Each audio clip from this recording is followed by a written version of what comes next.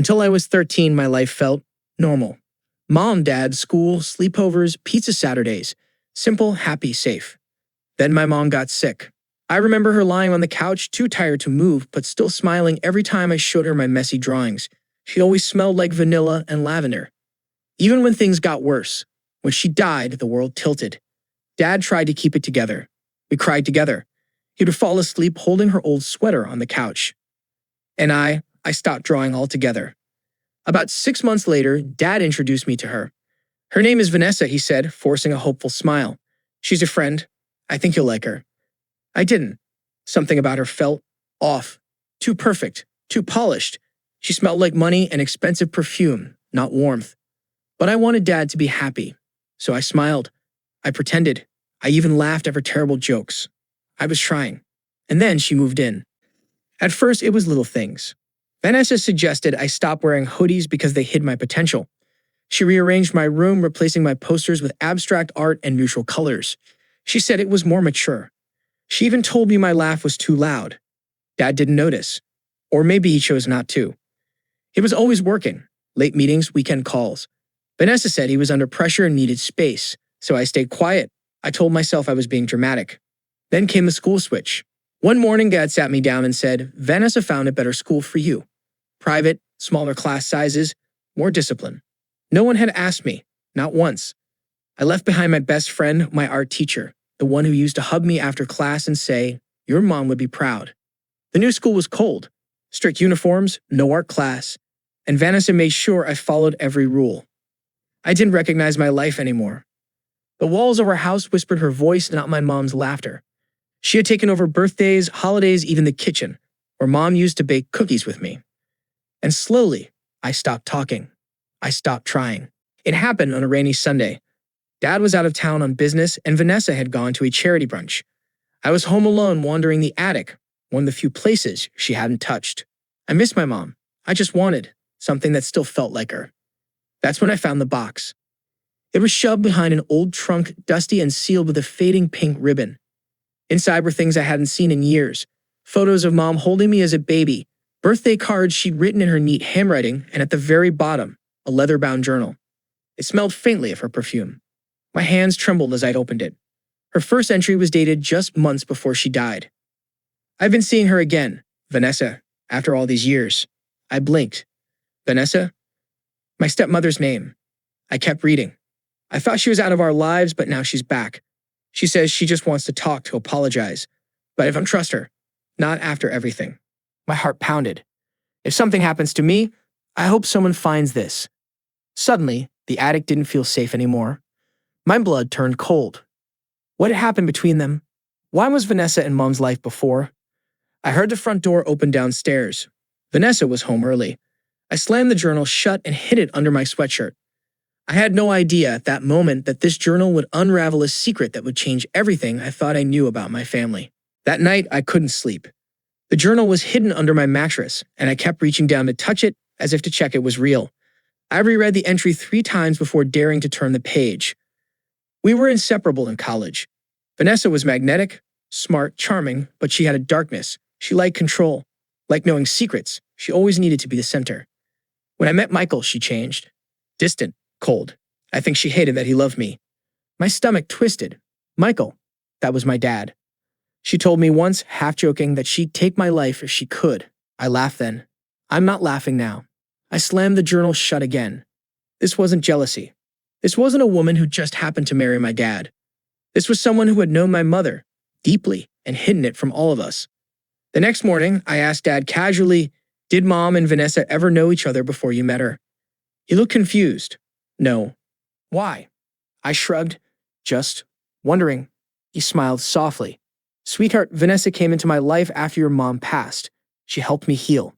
I wanted to scream, to shove the journal in his hands and shout, she lied to you. But I didn't, because something in me said, don't show your cards yet. I needed more proof, something undeniable. If Vanessa lied about knowing my mom, what else had she lied about? I waited until she went to her weekly Pilates class, a perfect 2-hour window where she always left her sleek silver laptop open on the kitchen island. Her password was the dog's name. Of course it was. I felt sick even opening it, but I told myself this wasn't spying. This was survival. Emails, calendars, invoices. Nothing at first, just a digital parade of perfectness. Then I found a folder buried deep in her desktop, labeled Old Photos. Do not delete. Inside were dozens of pictures, most for just scenery, brunches, parties. But then I saw them, Vanessa and my mom, together, smiling, hugging. In some, they looked like best friends. In others, more, my breath caught in my throat. One photo showed Vanessa sitting on a dorm bed, her hand on my mom's thigh. Another, them holding hands on a pier. Then came the video. It was shaky, clearly old, but my mom's voice was unmistakable. Vanessa, stop filming me, she laughed. You're beautiful, Vanessa replied. You know that, right? I'd do anything to keep you. I slammed the laptop shut. They weren't just friends. They had a past, one my dad knew nothing about. And now that same woman had inserted herself into our family like my mom never existed. I realized something else. This wasn't about love. This was about obsession. I didn't sleep that night. I kept seeing those pictures in my head. The way Vanessa looked at my mom, the way she clung to the past like it was hers to rewrite. I knew I had to confront her, but not yet. I needed a backup. So I copied everything from the folder onto a flash drive and hid it inside an old sock in my drawer. The next morning at breakfast, Vanessa was humming. She wore her silk robe, sipped her detox smoothie, and acted like she hadn't stolen my childhood. I watched her carefully. She reached for her laptop. Silence. Then, slam. She shut it hard. Did you open this? She asked suddenly, her voice low, cold. I froze. What? This was open. I never leave it open like this. Did you touch it? I shook my head, feigning confusion. No, I don't even know your password. She stared at me for a long time. Then with a fake smile, she said, I must be imagining things. I've been so forgetful lately. But her eyes didn't believe her own words. They were calculating, searching. And in that moment, I knew she was on to me. I had to move fast before she made the next move. I couldn't stay in that house much longer. Not with Vanessa watching me like a hawk. Not with Dad so checked out he didn't even notice the tension thick enough to choke on. I stopped eating dinner with them, locked my bedroom door at night, pretended to be sick just to avoid school and her. But something kept gnawing at me. That journal, the last entry. I had only read a few pages. What if there was more? So when Vanessa left for groceries one afternoon, I sprinted to the attic. I tore through the journal, flipping past pages about college and heartbreak, until I found it. She came to the house again, said she was sorry for the past. But I don't believe her. She doesn't care about apologies. She wants control. She always did. I think she's planning something. I started writing letters just in case. I'm hiding them where she'll never look. My fingers froze on that sentence. Letters? I turned the journal over, nothing taped to the back. Then I saw it. The margin of one page had faint pencil scribbles. Bedroom, behind baseboard, right wall. My heart raced. I ran to my old room, the one Vanessa had redesigned, sterilized. Dropped to the floor, pried the baseboard with a butter knife. And there it was, a small envelope, yellowed, taped to the inside of the wall. On the front, in my mom's handwriting. To whoever finds this, please believe me. I didn't even breathe as I opened it. The letter was only one page, but every word carved itself into my bones. If you're reading this, then I couldn't stop her. Her name is Vanessa Monroe. We were once close, too close.